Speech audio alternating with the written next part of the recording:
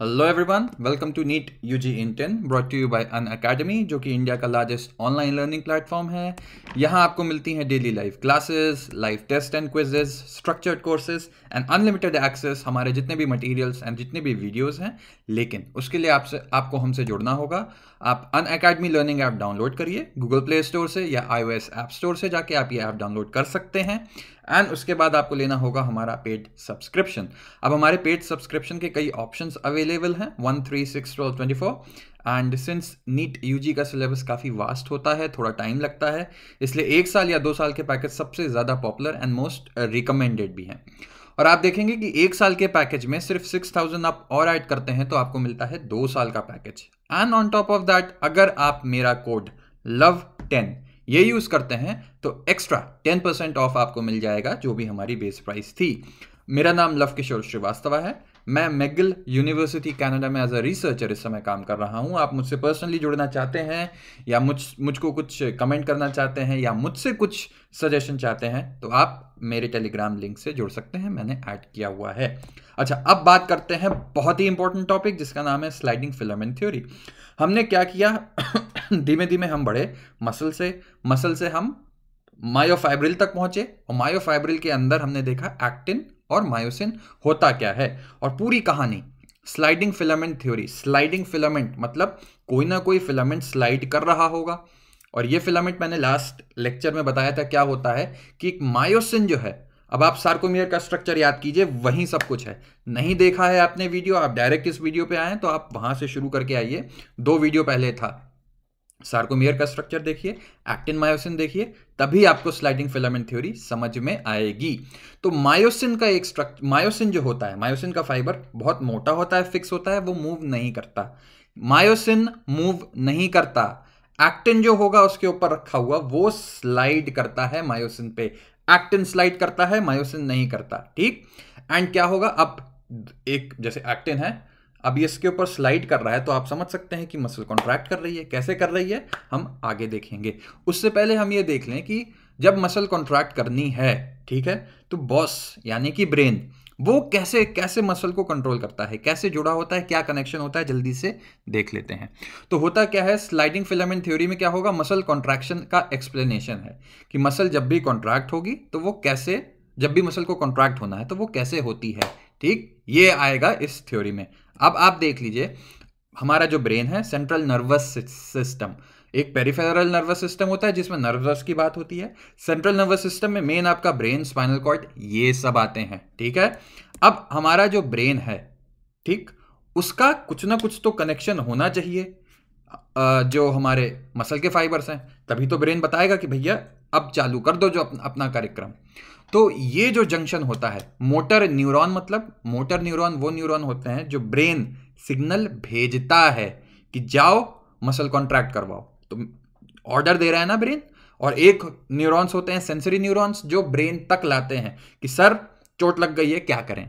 ठीक है, वो सेंसरी हो गया। मोटर बता रहा है कि ये करो, ठीक, तो ब्रेन ने कहा कि कॉन्ट्रैक्ट हो जाओ मसल, तो मोटर न्यूरॉन लेके मैसेज गया मसल फाइबर तक।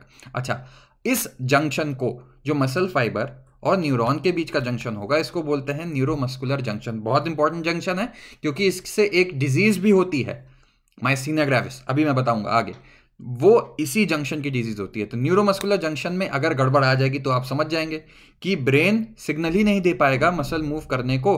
तो आप चाहेंगे कि हमारा हाथ वापस हम रिट्रैक्ट कर लें, आगे कर लें, नहीं कर सकते आप, मसल पे से आपका कंट्रोल खो गया। ठीक है। अच्छा, अब बात आती है कि ब्रेन बताएगा कैसे। ठीक है, केमिकल मैसेंजर्स होते हैं like acetyl choline which is a neurotransmitter. जब हम न्यूरोलॉजी पढ़ेंगे तब ये टर्म फिर से आएगा। अभी इतना जान लीजिए कि थ्रू एसिटाइल कोलिन जो ब्रेन है वो अपना जो सिग्नल है वो सार्कोलेमा क्या होता है अब आपको पता होगा। मैंने बताया था मसल फाइबर की जो प्लाज्मा मेम्ब्रेन थी, मसल फाइबर की प्लाज्मा मेम्ब्रेन सार्कोलेमा था, और अंदर भरा साइटोप्लाज्म सार्कोप्लाज्म था। अच्छा, ये एसिटाइल कोलिन गया तो ये करेगा क्या, इंपॉर्टेंट पॉइंट, जो पूरा मसल फाइबर है इसका सार्कोप्लाज्म होगा ना कुछ, इसमें कैल्शियम की संख्या बढ़ा देगा। तो सार्कोप्लाज्म में अब कैल्शियम भर गया। यही है ट्रिक, पूरी की पूरी कहानी। ब्रेन ने जैसे ही सिग्नल भेजा तो फाइनली इवेंचुअली होगा क्या, एसिटाइल कोलिन वोलिन ये सब तो बीच के रास्ते हैं, फाइनली होगा क्या, जो सार्कोप्लाज्म है मसल फाइबर का साइटोप्लाज्म, उसमें कैल्शियम भर जाएगा। अब ये कैल्शियम क्या करेगा, अब आप थोड़ा सा पीछे जाइए, ट्रोपोनिन याद है जो एक्टिन पे बाइंड था, जो मायोसिन का घर था ओरिजिनली, उस पे ट्रोपोनिन बाइंड है, तो ये कैल्शियम ट्रोपोनिन को ले उड़ जाता है। ठीक है, तो जब ट्रोपोनिन को कैल्शियम लेके उड़ गया तो अब क्या होगा, मायोसिन का घर जो एक्टिन पे था वो खाली हो गया, तो मायोसिन ट्रोपोनिन से एक्टिन से बाइंड कर जाएगा। तो कैल्शियम का रोल आपने यहां देखा कि कैल्शियम वो जगह मायोसिन की जगह एक्टिन के ऊपर खाली कर देता है। फिर से बोलूंगा, धीमे से समझिएगा, कैल्शियम ट्रोपोनिन को लेके उड़ जाएगा तो एक्टिन के ऊपर मायोसिन की जो जगह थी वो खाली हो जाएगी और मायोसिन एक्टिन से आके बाइंड कर जाएगा। सबसे इंपॉर्टेंट पॉइंट पूरी की पूरी स्लाइडिंग फिलामेंट थ्योरी का। ठीक, तो ये पॉइंट मैं आपको बता चुका हूं, ये आप पढ़ लीजिएगा, इसमें टाइम अभी नहीं वेस्ट करते। तो जल्दी से अब आगे, और हाँ एक चीज और, एटीपी बाइंडिंग साइट भी थी, एनर्जी चाहिए होती है तो एटीपी हाइड्रोलिसिस होगी जब ये मायोसिन बढ़ेगा आगे, ठीक है, उसकी तरफ, एक्टिन की तरफ। अब क्या होगा, एक ब्रिज बन गया, किसके बीच, मायोसिन और एक्टिन के बीच ब्रिज बन गया। ठीक है, अब ये ब्रिज बनने के बाद जो एक्टिन है वो स्लाइड करेगा मायोसिन पे और कॉन्ट्रैक्शन हो जाएगा। कैसे होगा हम आगे देख लेते हैं। अब क्या होगा कि जब ये जुड़ गया, अब इसी के कारण, अब आप इधर देखिए, आपको कई चीजें दिख रही हैं, ए बैंड मैंने बताया था, आई बैंड, एच जोन भी बताया था।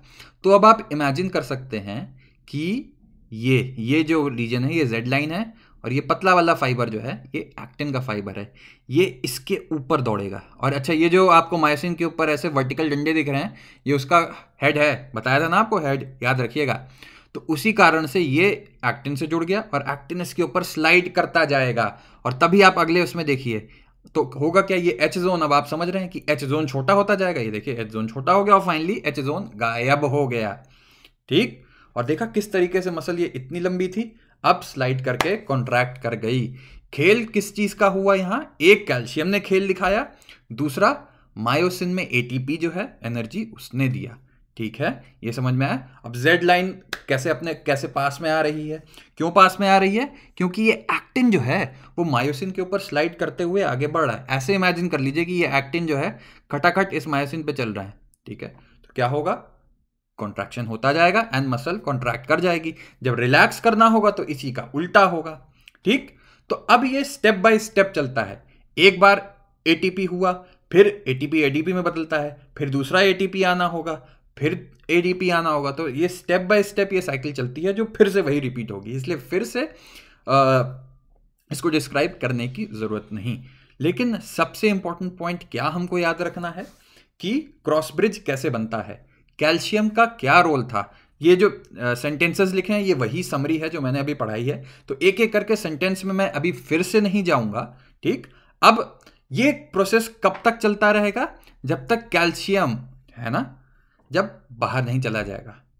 कैल्शियम बाहर चला गया तो क्या हुआ, फिर से ट्रोपोनिन खाली हो गया, फिर से ट्रोपोनिन एक्टिन के ऊपर आ गया, मायोसिन का जो घर था उसने फिर से भर दिया और मायोसिन को बाय बाय कहना पड़ा एंड फिर से वापस दोनों अलग अलग दूर हो गए।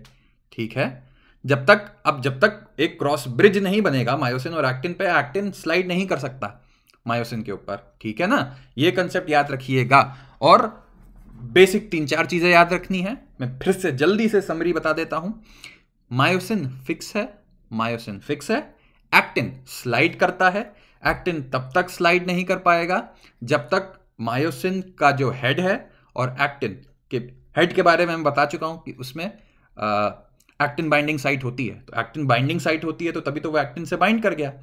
अब जब बाइंड हो गया ये, उसके बाद और बाइंड कैसे होगा, जब तक ट्रोपोनिन गायब नहीं होगा। और ट्रोपोनिन को कौन उड़ा के ले गया था, कैल्शियम। और कैल्शियम कहां से आया, ब्रेन ने सिग्नल दिया था कि कैल्शियम लेवल बढ़ाओ।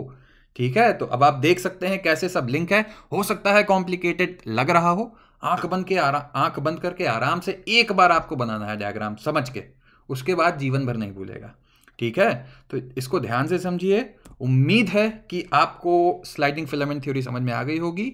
आ गई तो कमेंट करें, सब्सक्राइब करें और मेरा कोड LOVE10 यूज करके अनअकैडमी से जुड़े। मुझसे पर्सनली आपको जुड़ना है, कुछ पूछना है तो मेरा टेलीग्राम कोड नीचे दिया हुआ है। Thank you so much.